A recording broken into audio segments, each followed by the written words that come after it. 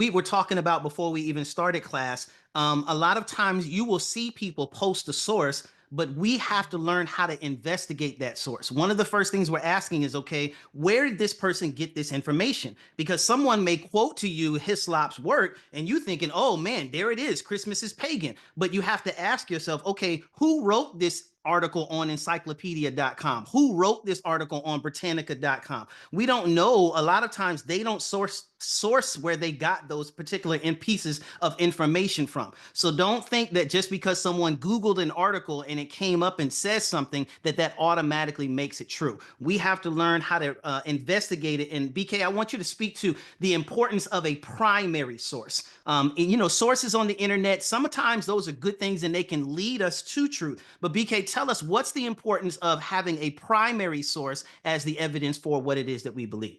Yeah, our primary source is a lot of times the very first time or the origin of this particular phenomenon. Who's the first person to say this, or who's the first person to cause this action? Because a lot of times when people will cite, they don't cite the origin, they'll cite something else.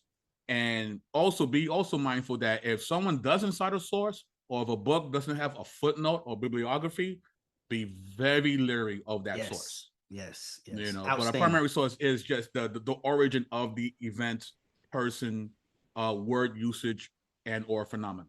Yeah, and origin, y'all, meaning that it was written in that time period. All right. So, again, those are the big thing. A lot of this, again, as we started off saying, a lot of this didn't even come into the 17th, 18th century, but they're referring back to things that happened in the 2nd through the 4th century. So, again, the importance of understanding and utilizing, which is all we've done in this presentation when we get to the sources for Christmas, all of them are primary sources.